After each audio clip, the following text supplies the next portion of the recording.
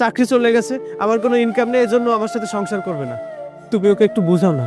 বাবা সবসময় একটা কথা বলে, যে খাবার নিজে খেতে পারবি না সেই খাবার অন্যকে খেতে বলবি না। ঠিক তেমনি যে কাজ আমি করতে পারবো না সে কাজ অন্যকে করতে বলতে পারবো না। আরে আমি তো এ বাড়িতে থাকবো না, তাহলে মাইকে কেন থাকতে বলবো? আর মাই তো ঠিক কথাই বলেছে, তোর এখন চাকরি নেই, ইনকাম নেই, বেকার ছেলে, সংসার চালাবি কি করে? আর তুই কি ভেবেছিস আমি চাকরি করব, টাকা আনবো, তুই বসে বসে খাবি? এই, তুমি আবার তোমার ভাইয়ের কথা শুনে গলে যেও না। এই, আমাদের এটা ভবিষ্যৎ আছে না? তাছাড়া কয়েকদিন পর তো আমাদের পরিবারের লোক সংখ্যা বাড়বে। আরে না না, এত অল্পতে আমি গলি না। এই শোন, তোর ওই ন্যাকা কান্না আমার সামনে করবি না। আমি চলে যাব বলেছি তো চলে যাবো। এখন তুই চাকরি করবি না, ঘরে শুয়ে থাকবি, সেটা তোর ব্যাপার। সাহেব দাঁড়া, কোথায় যাচ্ছিস তোরা? বাবা দেখো না, সবাই আমাকে ছেড়ে চলে যাচ্ছে। একটু আগে মাহিও চলে গেল, এখন নাকি ভাইয়া ভাবিও চলে যাবে। তুমি ওদেরকে একটু বোঝাও না। আমি তোমাদেরকে কথা দিচ্ছি, আমি খুব তাড়াতাড়ি একটা চাকরির ব্যবস্থা করে ফেলবো, কিন্তু তুমি ওদেরকে একটু বোঝাও না। বাবা কিছু বলছো না যে? তুমি একটু বোঝাও না বাবা। শোয়েব, তোরা একা কেন যাচ্ছিস? আমি কি এই বাড়িতে পচে মরবো নাকি? আমি এই বেকার ছেলের সাথে থাকবো না। ও যে কোনোদিন চাকরি পাবে না সেটা আমি ভালো করে জানি। আমাকেও নিয়ে চল তোদের সঙ্গে। এই বাবা তো আমাদের সাথে যেতে চাচ্ছে, কি করবে এখন? হ্যাঁ হ্যাঁ, নিয়ে চলো নিয়ে চলো। হ্যাঁ বাবা, তুমি তো আমাদের সাথেই যাবে, চলো চলো। বাবা, ভাইয়া, ভাবি, তোমরা তো আমার পরিবার। আমার বিপদের দিনে আমার পরিবার হয়ে তোমরা আমার পাশে না থেকে আমাকে ছেড়ে চলে যাচ্ছ। ফিরে এসো বাবা, ভাইয়া।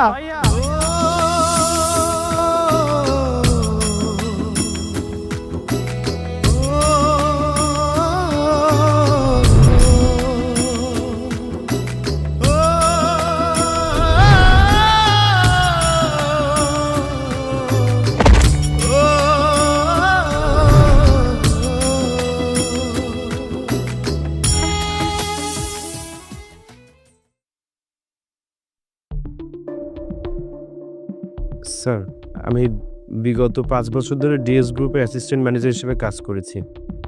কাইন্ডলি আপনি যদি একটু দেখতেন আমার জন্য কিছু করা যায় কিনা। হ্যাঁ, মানছি আপনি কোয়ালিফাইড, কিন্তু এই মুহূর্তে আমার এখানে কোনো ভ্যাকান্সি নেই। সরি।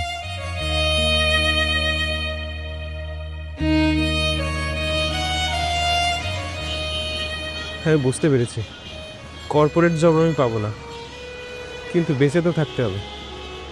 যে কোনো একটা কাজ পেলেও চলবে।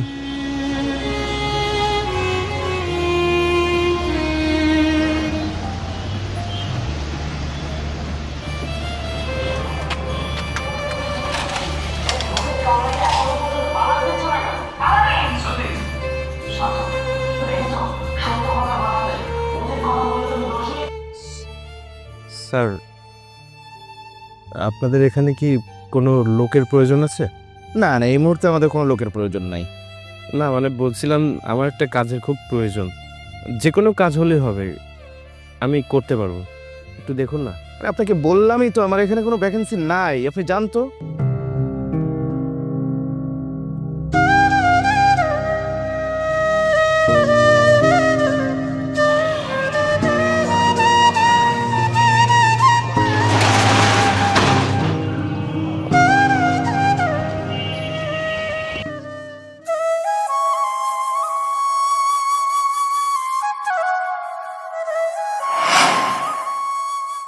জীবন আসলে অনেক কঠিন, আর আমি যেভাবে চেষ্টা করছি এটাকে বৃথা চেষ্টা ছাড়া আর কিছুই বলে না। ভালো কোনো কাজ তো চাইলেই পাবো না। ছোটখাটো কাজের জন্য মানুষের দাঁড়ে দাঁড়ে গেলাম, তাও কিছুই পেলাম না। যেটা পেলাম সেটা অবহেলা আর লাঞ্ছনা। সব থেকে কাছের মানুষগুলো, আমার পরিবারটাই তো আমাকে ছেড়ে চলে গিয়েছে। ওইদিকে অফিস থেকে শুরু করে বাইরে সবাই জানে আমি একজন ধোঁকাবাজ। এই জন্য আমার এই জীবন রাখার থেকে না রাখাই অনেক ভালো। হয়তো তাহলেই সবাই ভালো থাকবে। সবাই ভালো থেকো।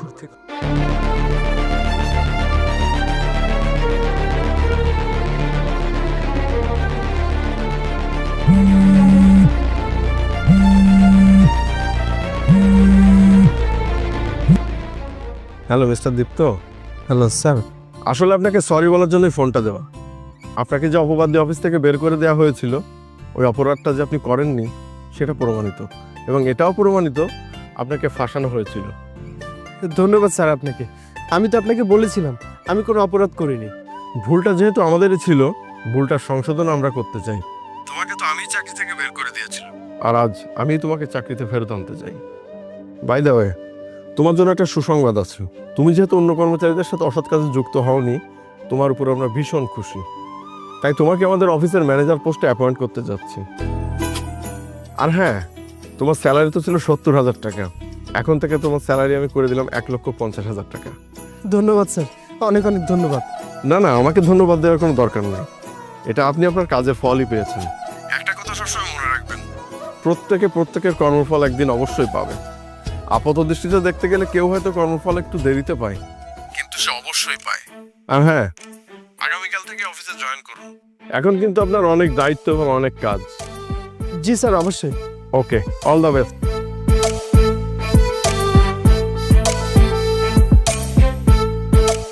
আল্লাহ আল্লাহ, তুমি আছো বলে আমার চাকরিটা আমি ফেরত পেয়েছি। এই চাকরি চলে যাওয়ার জন্য আমার পরিবার আমাকে ছেড়ে চলে যায়। আজ আমি চাকরি ফিরে পেয়েছি ঠিকই, কিন্তু আমার পরিবারের কাছে আমি আর ফেরত যাব না।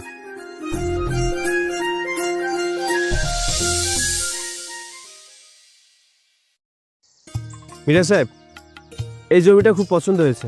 আমাদের প্রজেক্টটা এখানে রান করলে বেটার হবে। এর অল্টারনেটিভ হতে পারে না। আর এমনিতেও একটা গ্রামীণ পরিবেশ, পাশে রাস্তা আছে। আপনি যত দ্রুত সম্ভব জমির মালিকের সাথে কথা বলে ডিলটা ফাইনাল করে ফেলুন। জি স্যার, আমি আজকে কথা বলছি। তাহলে চলুন। স্যার, আমি 2 দিন ধরে কিচ্ছু খাইনি। আমার করে এটা ভিক্ষা দিন স্যার। কি নাম তোমার? স্যার, আমার নাম শাওন। তুমি এত বড় একটা ছেলে, ভিক্ষা কেন করো?